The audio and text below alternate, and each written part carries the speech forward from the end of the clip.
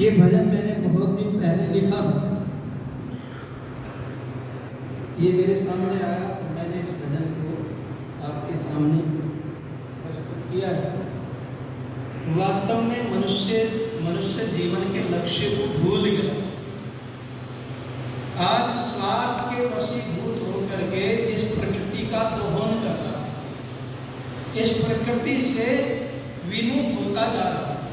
संसार में जितने भी पशु पक्षी हैं, सब जो हैं इस मनुष्य के संरक्षण के लिए परमात्मा ने बनाए, और ये इन्हें ही मार करके खा रहा है।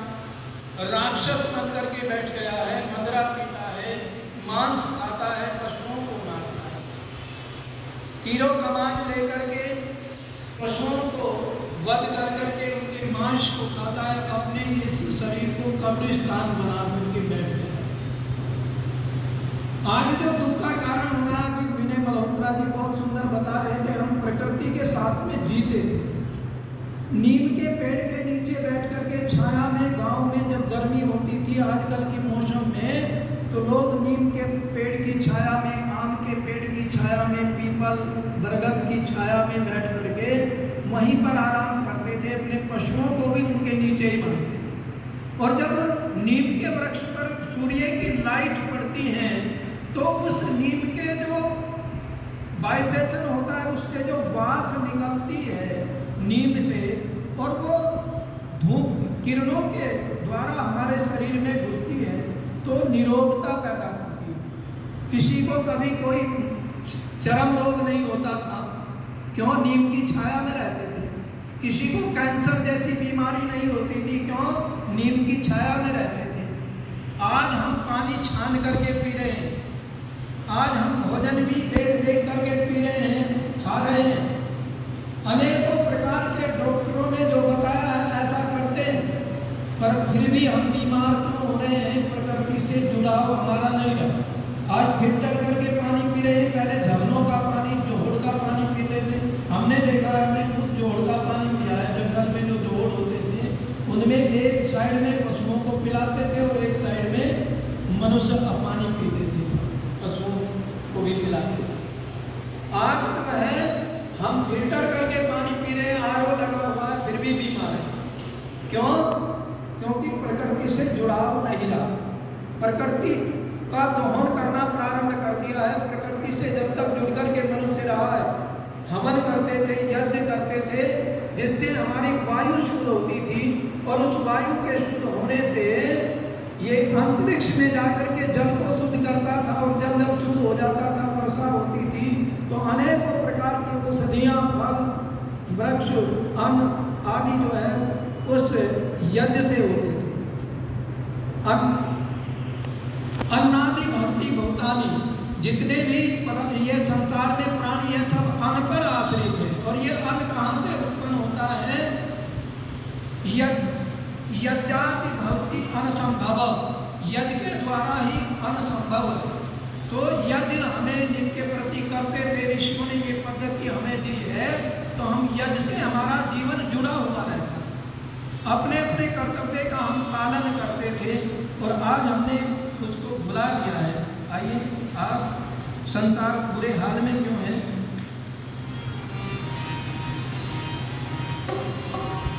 आज बुरे हाल में दुनिया है, हाल में दुनिया है, आज बुरे हाल में दुनिया है, आज बुरे हाल में दुनिया है। सच्चाई तजपति कपट के जाल में दुनिया है, आज बुरे हाल में दुनिया है, आज बुरे हाल में दुनिया है। ओ हाल में दुनिया है, आज बुरे हाल में दुनिया है, आज बुरे हाल में दुनिया है। सच्चाई तजपति कपट के जाल में दुनिया है, आज बुरे हाल में दुनिया है, आज बुरे हाल में दुनिया है। पाप के खाकर जन को किया है दूषित मन को, पाप के खाकर जन को किया है दूषित मन को। हजारों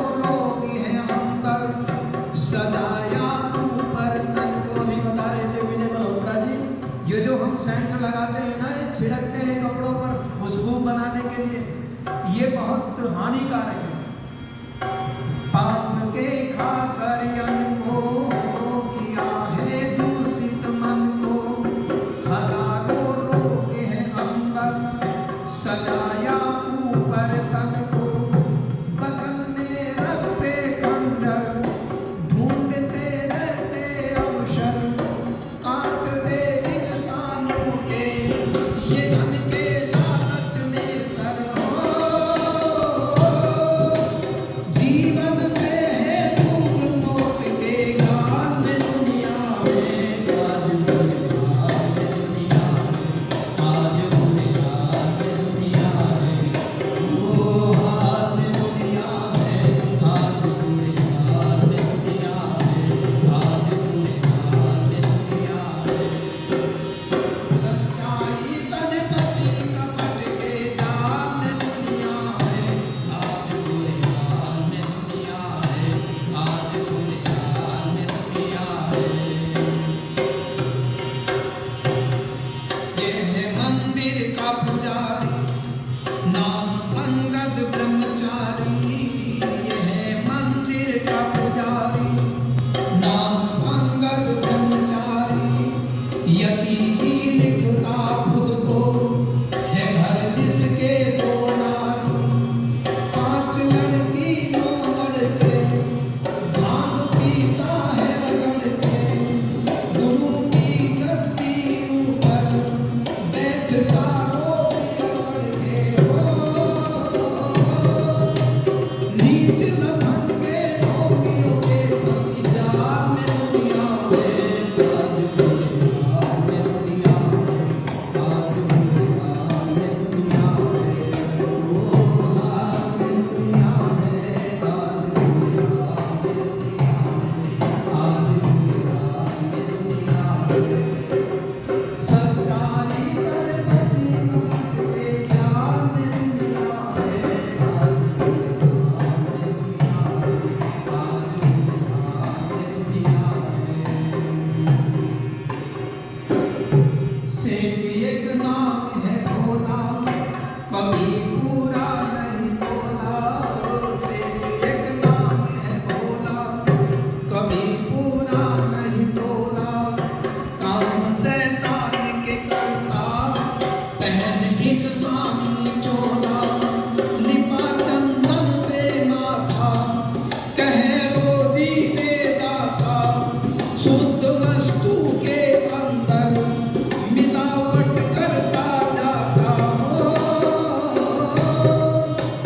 ना जाने कब दरपोश भूचाल में दुनिया में, आज बुरे हाल में दुनिया में, आज बुरे हाल में दुनिया में, ओ हाल में दुनिया है, आज बुरे हाल में दुनिया में, आज बुरे हाल में दुनिया में।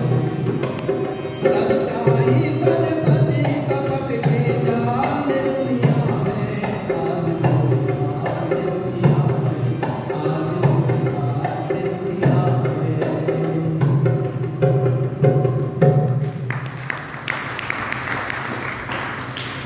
हमारे बहुत ही आर्य समाज के वरिष्ठ उपप्रधान डॉक्टर चिरंजी लाल जी गंगवा से पधारे, उनके साथ में श्री नंदूराम जी नंबरदार, दोनों की जोड़ी बहुत मित्र हों तो ऐसे हो। हमारे आर्य समाज के उपमंत्री श्री सत्येंद्र रावल जी, प्रेम गाबा जी, भाई विनय मल्होत्रा जी और हमारे चेतराम सैनी जी, भाई सुरेंद्र रावल जी ब्रह्मचारी, सभी आप महर्षि दयानंद ब्रह्म विद्यालय से पधारे, और भाई हमारे अनुराग बहुत मीडिया में हमारी बातों को सारे भारत में पहुंचाते हैं, मेरे साथ संगति कर रहे मास्टर। अभी विनय आर्य जी बता रहे थे कि हमने जो है अपने जीवन को प्रकृति से विमुख बना दिया। आज हम जो है मिलावट कितनी कर रहे हैं, कोई चीज बाकी बची नहीं है जिसमें मिलावट ना हो। क्या दूध है, क्या पनीर है, क्या सब्जियां हैं, उनमें भी इंजेक्शन लगाने प्रारंभ कर दिए। तो जब हम पैसे के लिए, धन के लिए जो अनैतिक कार्य कर रहे हैं, अधर्म कर रहे हैं, दूसरों के जीवन से खिलवाड़ कर रहे हैं, आज सुखी है क्या कोई? मैं बता, सेठ एक नाम है भोला, कभी पूरा नहीं तोला, काम शैतान के करता, पहन इंसानी चोला, लिपा चंदन से माथा, कह रोजी दे जाता, शुद्ध वस्तुओं के अंदर मिलावट करता जा, मिला करके बेच रहा। एक दिन एक लाला जी की दुकान पर एक माता जी कुछ सामान लेने के लिए आई। लाला जी ने कहा, माता जी आपके घर में घी बहुत अच्छा बताते हैं कि हाँ बेटा, गाँव का घी है, 2-3 गाँव में है, उनका घी बना करके बेचते हैं, क्या क्या भाव है? माता जी ने कहा, बेटा 1000 रुपये किलो है। कहने लगा तो 1 किलो दे देना। अपने बर्तन का हाड़ा करके उसका, और माता जी को वो बर्तन खाली दे दिया।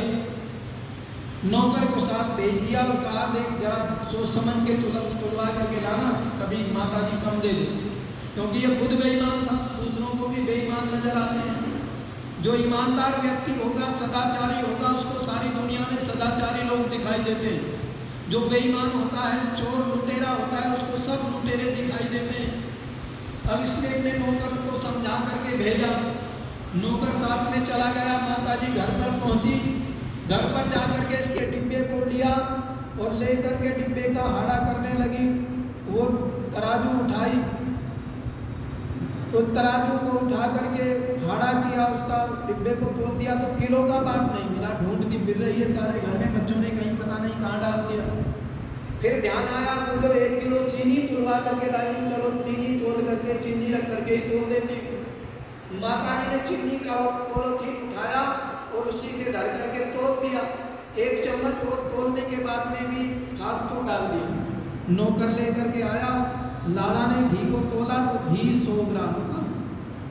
जब 100 ग्राम घी कम हुआ तो उसने कहा, है तो 100 रुपये का बैठता है, 100 ग्राम कम दिया है। माता जी ने बुला करके लाओ। वो गया, माता जी 100 ग्राम कम है घी तो। ना बेटा, मैंने तो पूरा तोल करके दिया है, 1 चम्मच और फालतू डाला है। कि नहीं, दादाजी बुला रहे हैं, देखो वहाँ पर चल के देख लो। गई दुकान पर, देखा तो घी वाकई में 1 किलो, 100 ग्राम कम है 1 किलो में। उसने कहा, भैया मैंने तो पूरा तोल करके दिया है। लाला जी कहने लगे, माता जी तू तो बड़ी बेईमान है, सबको कम तोल करके देती होगी। कि ना भाई, देख एक बात है, बेईमान मत ना कहिए। मैं बेईमान नहीं हूँ, मैंने तो पूरा तोल करके, फालतू तोल करके दिया है। पर अपनी बाट ला करके दिखा, तेरा बाट कम होगा। उसने कहा, बाट से तो मैंने तोला नहीं बेटा, बाट पता नहीं कहाँ गिर दिया बच्चों ने, वो जो तुमने चीनी दी थी ना, उसी को से तोल करके दिया। लाला जी कहने लगे, फिर तो घी पूरा है, फिर तो घी कम नहीं है। तो कहा, सेठ जी का नाम है भोला, कभी पूरा नहीं होता। और नेताओं का क्या हाल है, अभी आपने देख लिया होगा, जब इलेक्शन आता है, एक नेताजी पहुंचे हलवाई की दुकान पर। हलवाई से कहने लगे, भैया पेड़ा क्या भाव है? उसने कहा, पेड़ा जो है 400 रुपये किलो। कहने लगे 1 किलो तोल दो। 1 किलो तोल करके पॉलीथीन में दे दिया। फिर बर्फी रखी थी, उसने देखा बर्फी क्या भाव है, कि बर्फी भी 400 रुपये किलो है। उसने कहा, अपना पेड़ा वापस रख ले और बर्फी 1 किलो दे दे। उसने बर्फी 1 किलो तोल करके वो रख दी, और उसने जो है लिफाफा पकड़ा दिया उसको। उसने कहा, भैया ये इमरती क्या भाव है, थोड़ी सी चखा करके दिखाओ। इमरती चखा करके दिखा। उसने कहा, ये भी 400 रुपये किलो है। कहने लगे, तो अपनी बर्फी ले लो और 1 किलो इमरती दे दो। इमरती तोल करके दी लाला जी ने, और ये नेताजी लेकर के चल पड़े। लाला जी ने कहा, भाई पैसे? अब पैसे किस बात के, कि आपने इमरती ली है। अब इमरती तो मैंने जो है बर्फियों के बदले में ली है, बर्फी तुझे वापस कर दी कि नहीं है? हाँ। इसने कहा, तो बर्फियों के दे दे। और बर्फी मैंने पेड़ों के बदले में ली है, पेड़े बर्फी का लिफाफा तेरे पास रखा है कि नहीं रखा? लाला जी की समझ में नहीं आया, नेताजी लेकर के रघु चक्कर हुए। तो आज नेताजी का यह हाल है। एक कड़ी कवि ने बड़ा सुंदर लिखा, जय हो नेताजी आपकी, चाल चलते हो सांप की, नाव डूबेगी एक दिन, है सर पर कठोरी पाप की। ये है सरकारी अफसर, भरा है रिश्वत से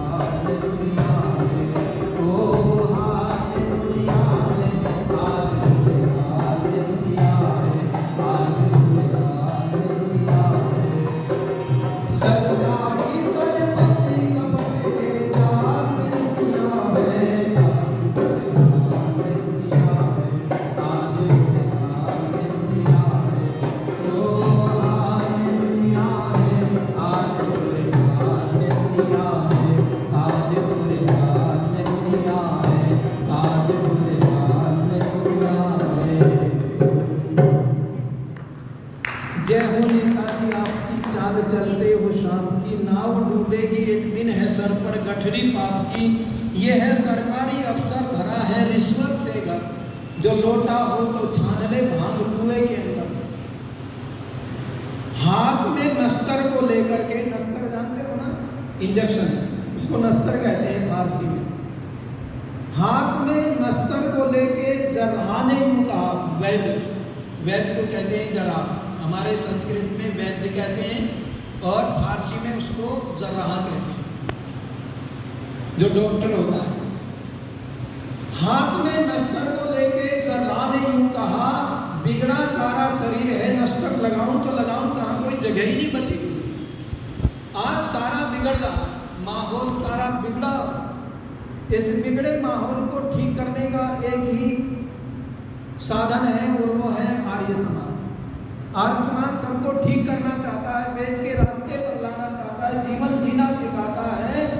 पर जो वैदिक रास्तों पर चलोगे, महर्षि स्वामी दयानंद जी के प्रचार प्रसार वेद का किया, सारी दुनिया ने कहा आगे बढ़ो, पर महर्षि स्वामी दयानंद जी ने कहा वेदों की ओर लो। वेद ही मनुष्य के जीवन को पवित्र बनाता है। न अन्य पंथा विद्यते अयनाय, वेदा हमेतम पुरुषम महंतम आदित्य वर्णम तमसा परस्तात् त्वमेव मृत्युमेति इति मेति, न अन्य पंथा विद्यते अयनाय। कोई दूसरा रास्ता वेद मार्ग के बिना है ही नहीं। इसीलिए वेद के मार्ग को अपनाना पड़ेगा यदि संसार में शांति चाहते हैं, जीवन को सुखी चाहते हैं, गृहस्थ आश्रम को सुखी चाहते हैं और उसको सुख से जीना चाहते हैं, तो वेद के मार्ग पर चलना पड़ेगा। आज वेद के बिना ही वेदना। आइए, बड़ा सुंदर एक गीत लिखा है।